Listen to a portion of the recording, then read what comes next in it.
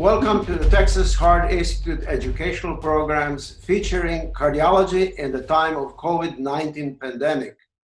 The title of today's presentation is Cardiac, Cath Lab, and STEMI in the time of COVID-19. So today we have with us Dr. Zvonimir Krejzer, who's an interventional cardiologist at the Texas Heart Institute and program director of peripheral vascular intervention at THI, as well as clinical professor of medicine at the Baylor College of Medicine.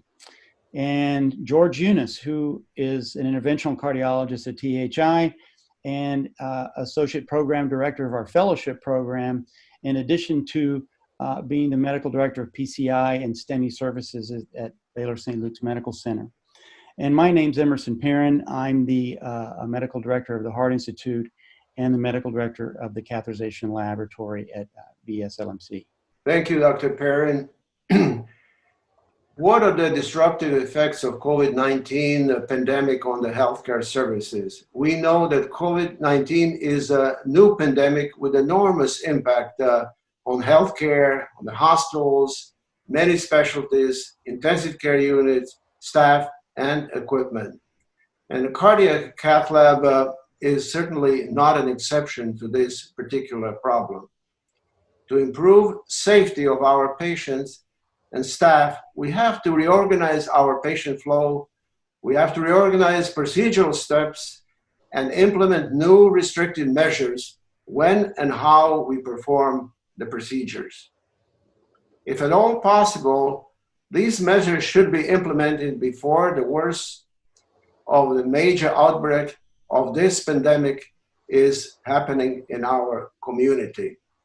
So as we focus this short program in this ever-changing world of COVID, we really want to focus on the cardiac catheterization laboratory and some very fundamental and important steps, and try to share some of the interactions and results from the interactions we've had at with our colleagues around the world and also in the Common Spirit program. So first of all, it seems logical to really want to perform these procedures safely only in a designated COVID-19 environment. And that means a dedicated COVID cath lab in the catheterization laboratory. In the case of THI, all the cath labs have a positive flow, and that is something that, as it turns out, seems to be an acceptable way to work. Of course, keeping in mind, the second point is that we really need to be extremely strict in using and implementing PPE for every single procedure. So what are the main things that we've done to prepare the catheterization laboratory in terms of the COVID situation? Well, first of all, we've gone, this is an ever-moving target, and we really have gone from doing some elective procedures and looking at guidelines that have come from SCI and from ACC and letters that have been put out, and gradually reducing the volume of the elective procedures to, we've gotten to a point where we really do not do elective procedures now and do what we call tier 2 and tier 1 cases, which are emergent or urgent type cases that the patient will impact the patient directly if they're not done. Many times cardiology is an interesting specialty in that it's quite fluid. It's difficult to predict certain outcomes. So we do the best that we can with common clinical sense, using our judgment many times. There aren't always cookbook answers to these questions. The other things then that we want to do is also be mindful of the staffing of the cath lab. Who are the interventionalists that are going to be involved, and with the primary idea of reducing the staff that are exposed. And there's 3 cardinal things that we always want to keep in mind. Number 1, exposure of the patients. Number 2, exposure of the staff. And number 3, preservation of our resources. Dr. Eunice has done a really fantastic job in putting together what I think are some really key questions that I think we can explore, answer, and will sort of help us encompass our approach to COVID patients with acute, urgent, or emergent cardiovascular issues that need to be addressed in the cardiac catheterization laboratory. So the first question is this, and I'll let George answer it, is do we assume that all patients have COVID-19 until proven otherwise? Thank you, Emerson. Thank you, Zvonko. That is a very difficult question, and certainly a lot of protocols that have been developed have looked at, well, you have patients that are high risk for COVID positivity. They may have a fever and cough, and those cases are easy. But we are knowing more and more that there are patients who can still disseminate the virus who have scant symptoms, if any. And so in an emergent situation where you're worried about a STEMI, the most prudent thing is probably to assume that the patient is COVID positive, take all the necessary precautions for yourself and for your staff, because aside from the human aspects of getting sick, if the more people are exposed, the more people get put on quarantine, and then you don't have enough staff to take care of other patients that may come through in the coming weeks. So I think that's the most prudent thing to do.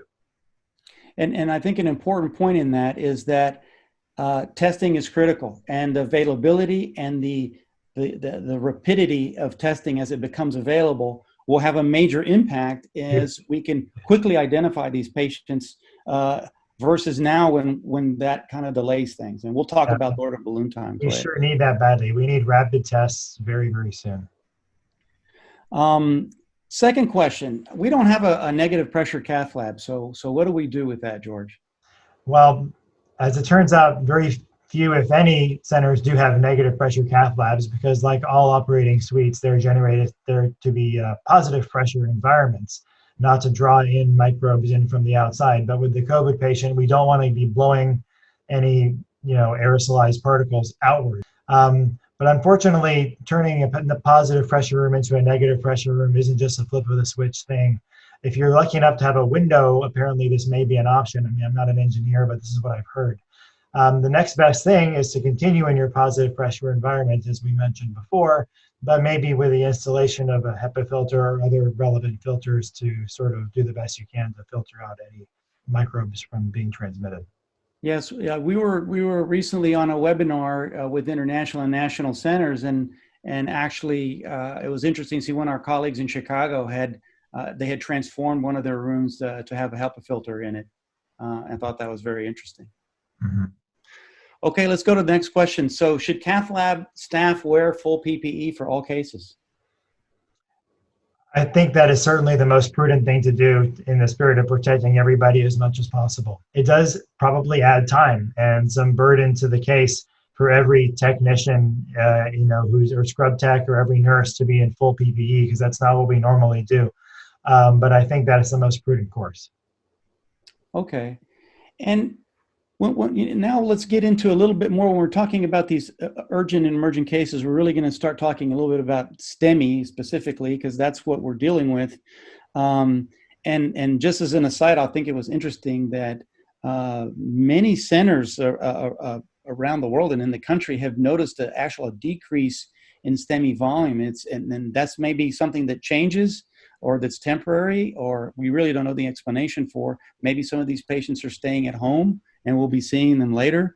But nonetheless, we haven't gotten the idea that the cath labs are being inundated with these acute cases, although there's some peculiarities that we need to talk about.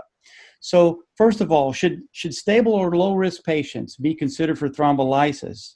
And if so, where do you do the thrombolysis, and then how do you follow up on that? Yeah, very complex question. But I think most centers are definitely considering use of thrombolysis, even in PCI-capable centers, in particular patients who may be low risk. The use of thrombolytics up front, if successful, may obviate the need to go to the cath lab at any point. And especially, if you have a patient who is highly suspicious for COVID, if you can keep that patient out of the cath lab, that may be a great thing to do if there's not much of a trade-off in terms of patient outcomes.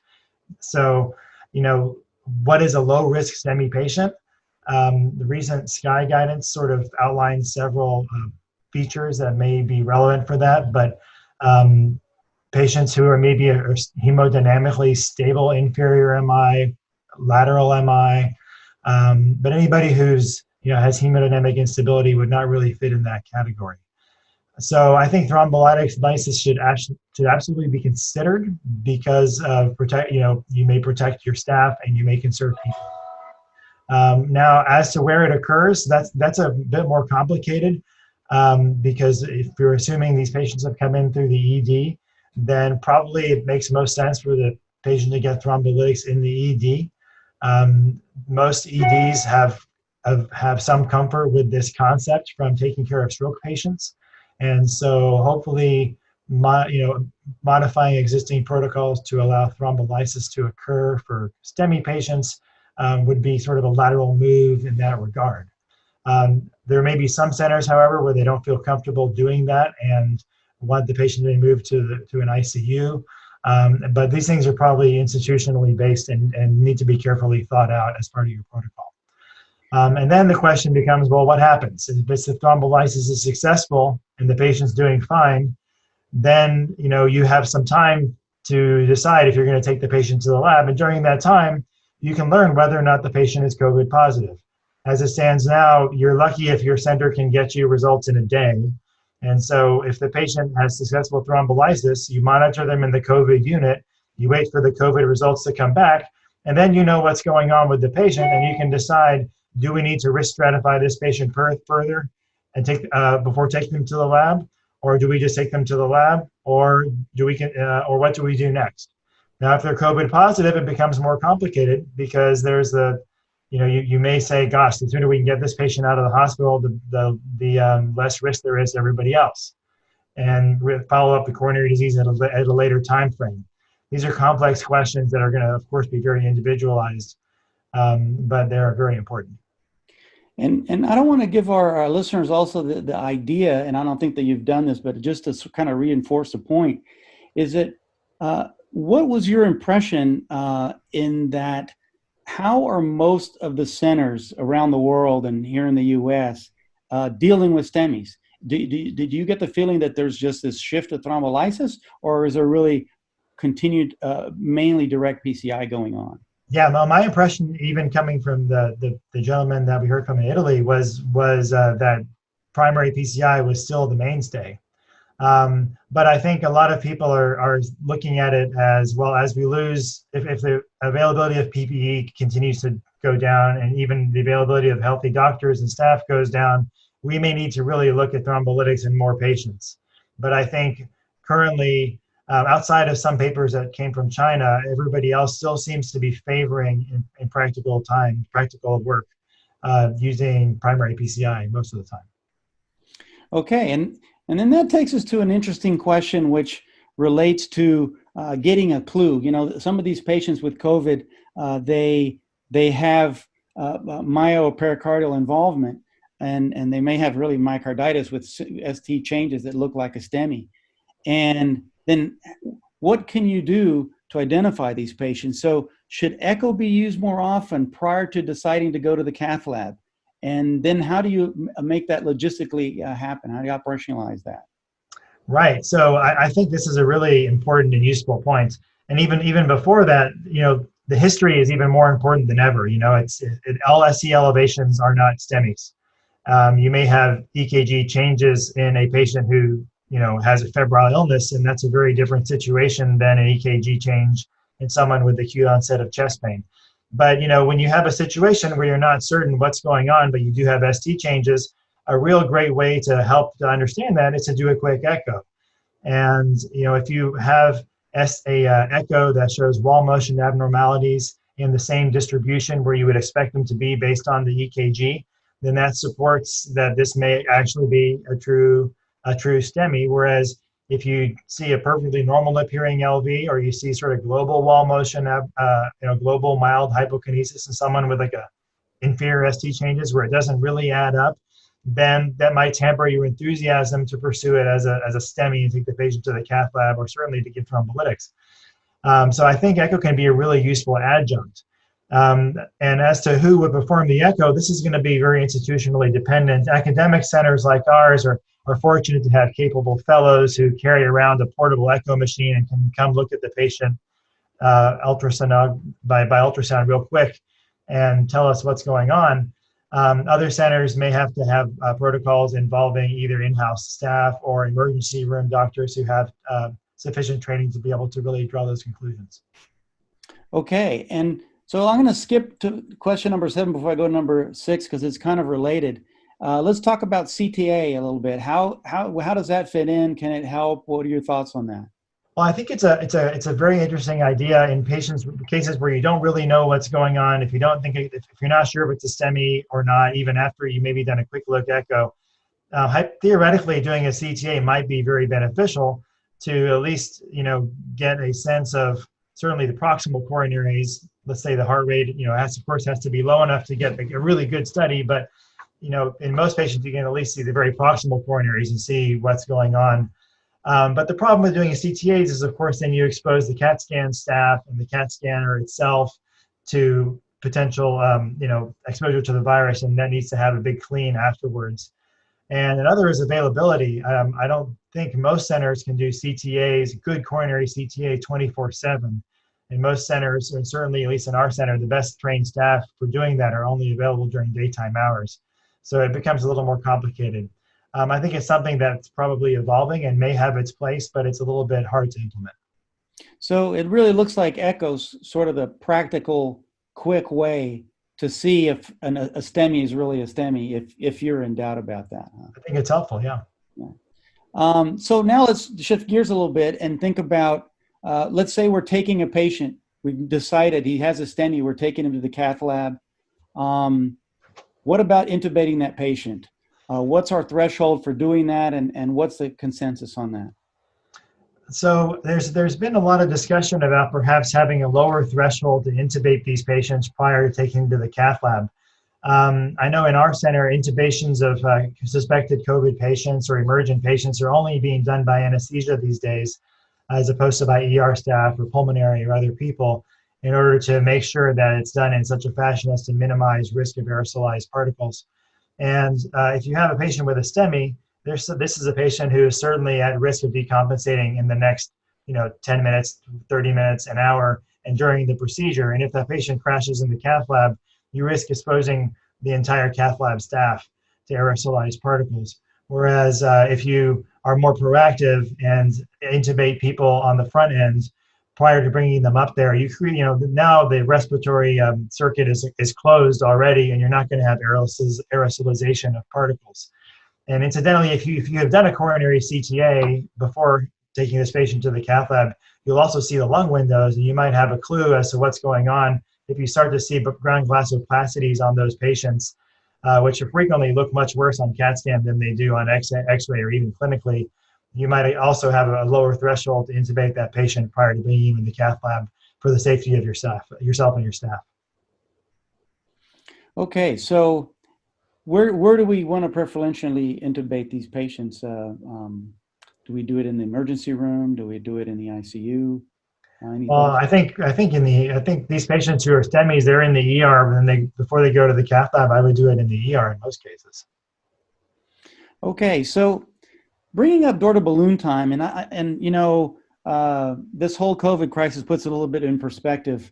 We're always so worried about NCDR metrics and this and that. Well, right now we're worrying about saving people's lives, and it doesn't really matter the door to balloon time in terms of the metrics, but it does matter in terms of patient outcomes, right? And if it takes an hour to let a room clean up and the particles settle down, and then you have to do a terminal clean, depending on your volume and how things go, there are going to be delays in the system. And so what is this all going to do to our door to balloon time, and it's sort of in that perspective? And how do we think about thrombolysis again? So I'm just kind of bringing up that point because it's important. Yeah, I agree with your sentiments. We spend so much time thinking and talking about metrics in normal times, and now it just seems so relatively silly to be talking about these sort of esoteric numbers when we're trying to just deliver care at this point. But it's, of course, it's a relevant point, not only with the cleaning, but these ancillary tests we're talking about, like a CAT scan or an echo, or just getting the PPE for the whole staff that takes additional time. These are delays we're not accustomed to. And so, if you can't get your door to balloon time in acceptable manners anymore, then, if we're starting to treat patients 2 hours after they present, well, maybe we would have been better off giving them thrombolysis if it was a stable patient, because they would have received a chance of reperfusion right away. And so that's a very difficult question to tease out, and I think it's going to be answered by each institution as they go forward taking care of these patients and see how much delay they are seeing prior to getting these patients into the cath lab. And if there appears to be a lot of delay, then, again, the idea of giving thrombolytics in certain cases might be considered better, just because there's a chance of reperfusion faster. Yeah, I think there's a lot of things that we don't know. Yeah. Our answer to some of these things may change over the next, even in a week. And as we get a more practical sense of these things, maybe we'll even go in a different direction. So the final question I want to ask you is shifting gears from STEMI to NSTEMI. So what is the general feeling regarding treatment of NSTEMI? Well, in the spirit of everything that's going on and protecting staff and conserving PPE, I think the general mood on this is to be more conservative. I think we have generally had a pretty aggressive strategy towards these non-STEMI patients, but the truth is many of them can be treated medically for their NSTEMI and then only undergo catheterization if they have certain high-risk features. And so I think certainly a slow approach is best in these patients right now. And of course, if there's any instability, that's an easy one. But if they're very stable, there may not be any good reason to take that patient to the cath lab right now. You could send them home, see how things go, and then reconsider. And I agree. And that's a message that I heard very clearly from our colleagues from around the world and here in the US, is really the shift. And I think this varies regionally as well, but the shift in how we manage these patients, and really only thinking about an invasive strategy in people with ongoing ischemia who might be in trouble. Let me ask you a couple of questions that are also very pertinent and related to this topic. And both of you can answer them because I think they're important. One is, should we dedicate COVID-specific cath lab for those COVID positive patients? And we at our institution have over 100 interventional cardiologists. Should we allow all of them to perform procedures, to be exposed to a potential COVID-19 infection? Or should we decide that we'll have a dedicated team that will be doing those procedures to avoid excessive use of PPEs and also exposure to many of our interventionalists? So maybe each of you can address this question. Well, I'll just start with the personnel issue. Again, the practice patterns really vary around the country. At Texas Heart, we still have private practice groups, and one of the interesting things that I've seen is some of the groups dividing their groups that have let's say 6 doctors, dividing them into the interventionalists into teams where some of them are off or not in the hospital for a period of time, and they really alternate when they come in. But I think it's really going to vary a lot with the practice patterns locally in different places. So the reason that I was asking this question, because in other countries where there is socialist medicine, they're basically limiting the number of interventionalists that are doing the procedures. That is true in a lot of European countries. And if we get a severe increase in number of the cases, we might have to consider something of that kind also here in the United States. George, any other comments related to this? No, I think that's as Emerson said, I think it's something that's going to be really institution dependent. I've heard of different proposals that are from different countries, different institutions here in the U.S. And some are doing just what Emerson was talking about amongst themselves, is staggering staffing of the cath lab from a physician standpoint. There was also a discussion on our call last night about whether physicians over 60 should be excused from doing cases for the time being. And of course, it's going to depend on, well, how many people does that leave you? Does that leave you only one guy, or do you have a bunch of young guys? So there's a lot of things to think about in this regard and trying to keep everybody safe. Well, thank you very much. If you don't have any other questions, I would like to thank to you, Emerson, and to George for your very valuable contribution to this Texas Heart Institute program on the cardiac cath lab and STEMI in the era of COVID-19. Thank you very much for your participation. It's a pleasure to work with you on our educational programs.